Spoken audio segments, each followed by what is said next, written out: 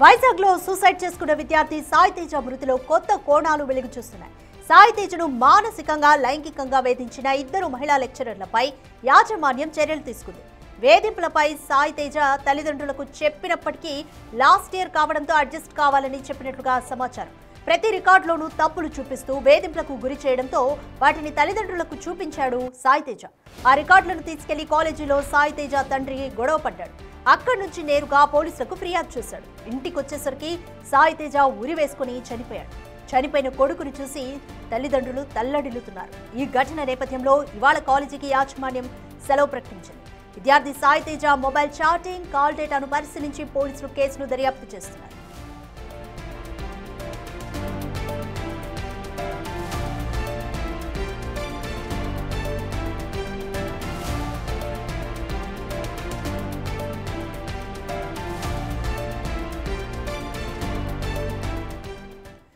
దీనిపై more details మా ప్రతినిధి రాజు అందిస్తారు. రాజు, సాయి తేజ కేసుకి సంబంధించి పోలీసులు ఇప్పటి వరకు ఎటువంటి డీటెయిల్స్ చెప్తున్నారు? పురోగతి ఎంత మేరకు సాధించారు? సమత డిగ్రీ కాలేజీకి చెందినటువంటి డిగ్రీ విద్యార్థి సాయి తేజ ఆత్మహత్య చేసుకున్న తర్వాత ఒక్కొక్క విషయం బయటపడుతున్నది.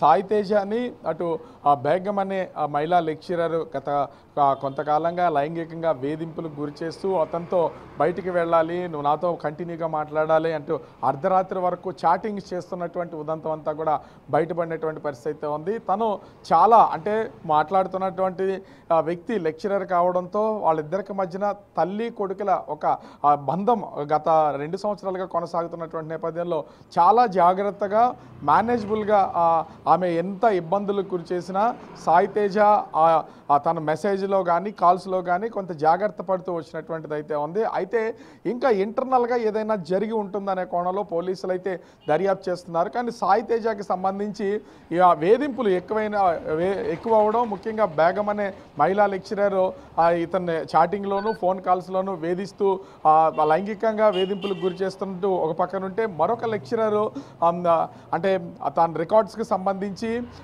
మానసికంగా వేధింపులకు గురి చేస్తున్నటువంటి పరిస్థితి ఉంది. ఇద్దరిది టార్చర్ తట్టుకోలేక ఈ విషయాన్ని తల్లిదండ్రులకు కూడా సాయి తేజ చెప్పాడు. అయితే ఇది చివరి సంవత్సరం కావడంతో లెక్చరర్స్తో ఈ గొడవలు పెట్టుకోవడమో లేదా వాళ్ళ ఇబ్బందులు పడడమో ఎందుకు, కొంత అడ్జస్ట్ అయితే చివరి సంవత్సరం అయిపోతుంది కాబట్టి నీకు డిగ్రీ అయిపోతుంది, బయటకు వచ్చేస్తావు, అడ్జస్ట్ అవ్వని తల్లిదండ్రులు చెప్పారు.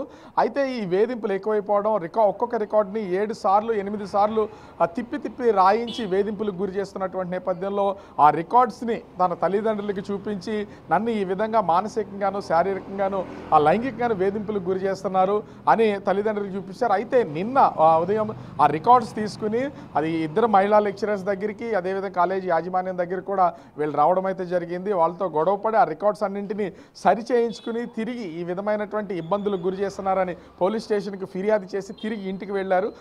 తల్లిదండ్రులు ఇంటికి వెళ్ళే సమయానికే సాయి తేజ ఇంట్లో ఉన్నటువంటి ఫ్యాన్కి ఉరివేసుకుని ఆత్మహత్య చేసుకున్నటువంటి పరిస్థితి ఉంది. దీంతో ఒక్కసారిగా వాళ్ళకి అది ఏం జరిగిందో అర్థం కానటువంటి పరిస్థితుల్లో పోలీసులకు అయితే ఫిర్యాదు చేసినటువంటిది అయితే ఉంది. ప్రస్తుతం మార్చిలో సాయి తేజ మృతదేహం అయితే ఉంది. నిన్న విద్యార్థులు ఆందోళన చేశారు, యాజమాన్యానికి ఫిర్యాదు చేశారు, యాజమాన్యం చర్యలు తీసుకుంటామని చెప్తుంది. అయితే పోలీసులు మాత్రం ఈ కేసుకు సంబంధించి ఇప్పటి వరకు బయటకు వచ్చినటువంటి చాటింగ్ ఒక్కటే కాదు, గడిచినటువంటి కొన్ని నెలలుగా ఇద్దరి మధ్యన ఏ విధమైనటువంటి చాటింగ్ జరుగుతుంది, ఎంతసేపు ఫోన్ మాట్లాడుతున్నారు, ఏ సమయం వరకు వీళ్ళు చాట్ చేసుకుంటూ మాట్లాడుకుంటున్నారు అనే విషయాలన్నింటినీ కూడా బయటకు తీసే పనిలో ఉన్నటువంటిది అయితే అందు. ఇప్పటి వరకు తీసుకున్నటువంటి చాటింగ్లో కూడా అతని స్నేహితురాలు చనిపోతే ఆమె చనిపోయినటువంటి వాళ్ళని చూడడానికి వెళ్తే, నువ్వు ఎందుకు చూడడానికి వెళ్ళావు, రేపు నేను చనిపోతే కూడా చూడడానికి వస్తావా రావా, నువ్వు ఎందుకు మగ స్నేహితులతో మగ అబ్బాయిలతో నువ్వు ఎందుకు స్నేహం చేస్తున్నావు, వాళ్ళని పెళ్లి చేసుకుంటావా, వాళ్ళతో కలిసి పడుకుంటావా, ఇట్లాంటివన్నీ కూడా చాటింగ్లో ఉన్నట్లుగా మనకైతే సమాచారం అయితే అందుతుంది. దీనికి తోడు ఎవరితో మాట్లాడినా కూడా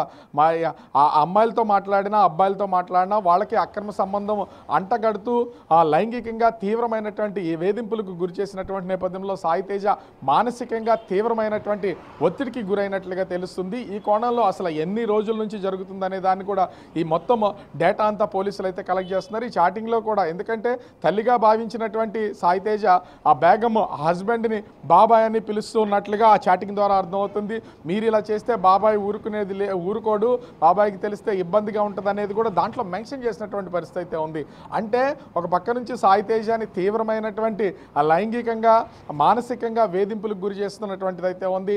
నువ్వు కాలేజీలో, నేను కాలేజీకి కూడా నిన్ను చూడడానికే వస్తున్నాను, నిన్ను కలవడానికే వస్తున్నాను, మన ఇద్దరం కలిసి ఉందాం, మన ఇద్దరం కలిసి బయటికి వెళ్దాం, ఆ ఇద్దరం పక్కనే ఉన్నటువంటి శివాజీ పార్క్లోకి వెళ్దాం, అక్కడ టైం స్పెండ్ చేద్దాం, ఎప్పుడు నీతోనే ఉండాలనిపిస్తుంది. ఇట్లాంటి మాటలన్నీ అతను సాయి తేజతో కాల్లో మాట్లాడడం, రాత్రి 12 గంటలకి 1 గంట వరకు చాటింగ్ చేస్తున్నటువంటి నేపథ్యంలో ఈ ఒత్తిడిని తట్టుకోలేక అతను సూసైడ్ చేసుకున్నటువంటిది అయితే ఉంది. అయితే రికార్డ్స్ రాసినటువంటి దానిలో కూడా లొంగ తీసుకోవడం కోసం, అంటే సాయి తేజ అని ఒక విధంగా చెప్పాలంటే తనని లైంగికంగా లొంగ తీసుకోవడం కోసం అతని రికార్డులో ప్రతి దాన్ని తప్పులు చూపిస్తూ తప్పులు కొట్టినటువంటి నేపథ్యంలో కంటిన్యూగా ఆ రికార్డ్స్ అన్నింటినీ రాస్తూ భరించలేక, అంటే ఈ విధమైనటువంటి టార్చర్ని కనుక పెడితే చెప్పిన మాట వింటాడు అనే ఉద్దేశంతో మేబీ చేసి ఉండొచ్చు అనేది కూడా పోలీసులు అనుమానిస్తున్నటువంటి పరిస్థితి అయితే ఉంది. ప్రస్తుతం కాలేజీ యాజమాన్యం కూడా వాళ్ళ మీద చర్యలు తీసుకోవడానికి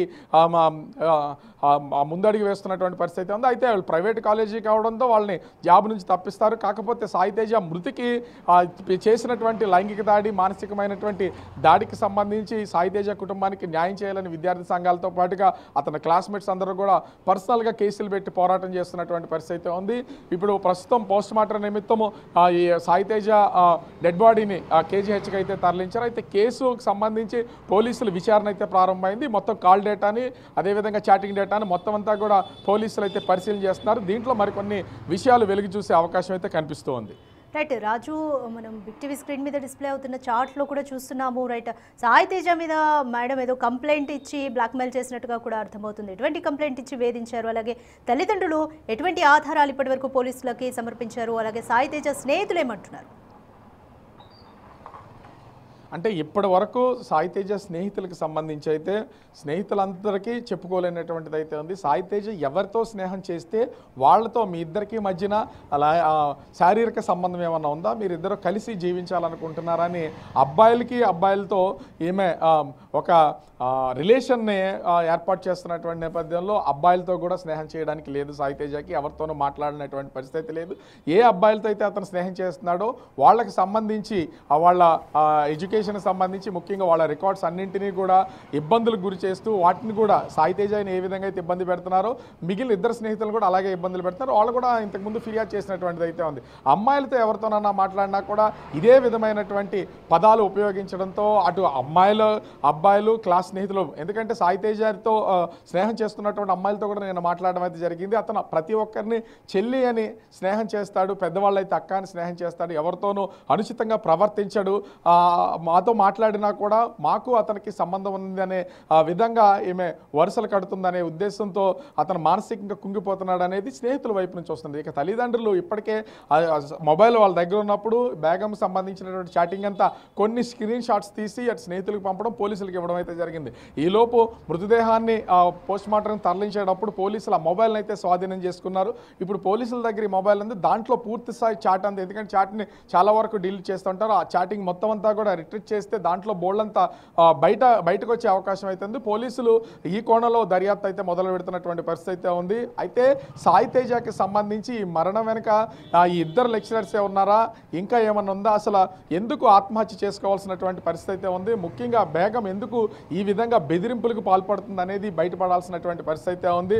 ఒకవేళ ఎప్పటి నుంచో బెదిరింపులకు గురి చేస్తున్నటువంటి బేగంకి అదేవిధంగా సాయి తేజకి మధ్యన ఏదైనా జరిగి ఉండాలి, వాటికి సంబంధించినవి ఏమన్నా మొబైల్లో దొరుకుతాయనే కోణంలో కూడా ప్రస్తుతం అయితే పోలీసులు దర్యాప్తు చేస్తున్నటువంటి పరిస్థితి ఉంది. మొత్తానికి చేతికి అందినటువంటి కొడుకు ఆత్మహత్య చేసి ఇంట్లోనే ఆత్మహత్య చేసుకున్నటువంటి నేపథ్యంలో తల్లిదండ్రులు తల్లడిల్లిపోతున్నటువంటిది అయితే ఉంది. ఇన్ని రోజులు స్నేహం చేసినటువంటి తమ మిత్రుడు కోల్పోయినటువంటి స్నేహితులందరూ కూడా స్వయాన స్నేహితులుగా వాళ్ళు కూడా పోలీసులకి అయితే ఫిర్యాదు చేసి న్యాయం కోసం పోరాటం చేస్తున్నటువంటిది అయితే ఉంది. మరి పోలీసులు ఈ కేసుకు సంబంధించి ఏం తెలుస్తారనేది వేచి చూడాల్సినటువంటి పరిస్థితి కనిపిస్తోంది. Thank you Raju.